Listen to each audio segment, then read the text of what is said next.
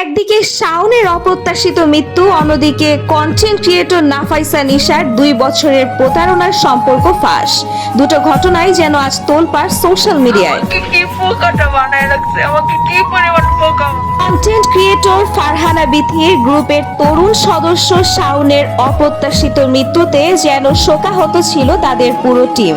গতকাল চট্টগ্রাম কক্সবাজার মহাসড়কে ঘটে যাওয়া একটি দুঃখজনক ঘটনায় সাকিবুল হাসান শাওন নামের এক তরুণের মৃত্যু হয়েছে।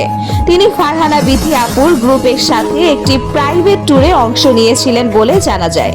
স্থানীয় সূত্রে জানা যায় তারা কয়েকজন বন্ধু সহ চট্টগ্রাম থেকে কক্সবাজারের উদ্দেশ্যে রওনা হচ্ছিলেন। ভ্রমণের উদ্দেশ্য ছিল সম্পূর্ণ ব্যক্তিগত ও আনন্দঘন, কিন্তু ফেরার পথে একটি যানবাহন নিয়ন্ত্রণ হারালে সেখানে উপস্থিত কয়েকজন আহত হন। দুঃখজনকভাবে শাওনকে দ্রুত হাসপাতালে নেওয়া হলেও তাকে আর ফিরিয়ে আনা সম্ভব হয়নি। ঘটনার পরপরই পরিবার, পরিজন ও গ্রুপের সদস্যরা গভীর শোক প্রকাশ করেন। অনেকে জানান শাওন ছিলেন খুবই শান্ত স্বভাবের, হাসি খুশি এবং সবার প্রিয় একজন তরুণ। ভ্রমণে যাওয়ার আগে তিনি বন্ধুদের সঙ্গে স্বাভাবিকভাবেই কথা বলেছিলেন। কেউ ভাবতেই পারেনি এটি হবে জীবনের শেষ যাত্রা। এদিকে আজ নাফাইসা নিশার লাইভে শেয়ার করা কিছু কথা শুনে ভক্তরা অবাক ও আবেগপ্লুত হয়ে পড়েছেন। 2 বছর ধরে যে সম্পর্কে ছিলেন সেই সম্পর্কের পেছনে লুকিয়ে ছিল এক বড় প্রতারণা। এই কথাটি জানাতে গিয়ে বারবার কান্নায় যেন ভেঙে পড়তে দেখা যায় নাফাইসা নিশাকে।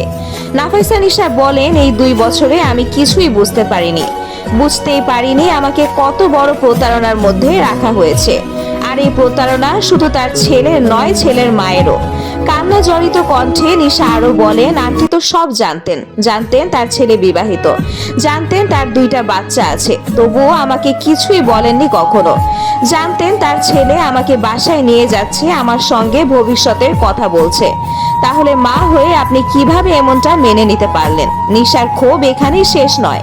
তিনি আরো বলেন, ছেলেটার বন্ধুরাও সব কিছু জানতো, সবাই জানতো সে বিবাহিত, কিন্তু এখনো আমাকে বলেনি। নিশা, তুমি ভুল পথে হাঁটছো, আমাকে একাই অন্ধকার পথে তারা ঠেলে দিয়েছিল। 31 অক্টোবর থেকে ছেলেটির সঙ্গে যাবতীয় যোগাযোগ বন্ধ হয় নাফাইসা নিশার। তারপর থেকেই সোশ্যাল মিডিয়ায় দুঃখের পোস্ট দিয়ে যাচ্ছিলেন এই কন্টেন্ট ক্রিয়েটর, কিন্তু কেউই জানতেন না এই দুঃখের পেছনে লুকিয়েছিল তার বড় একটি সত্য। লাইভে তিনি জানান, পুরনো চ্যাট ঘাঁটতে গিয়ে কিছু প্রমাণ চোখে পড়ে, আর সেটি থেকেই মানসিকভাবে ভেঙে পড়েন। কান্না করতে করতে বলেন, এরা সবাই জানতো, কিন্তু আমাকে একাই বোকা বানিয়ে রাখা হলো। সত্যটা জানার অধিকার কি আমার ছিল না? এটা কি খুব বেশি চাওয়া হয়ে গিয়েছিল?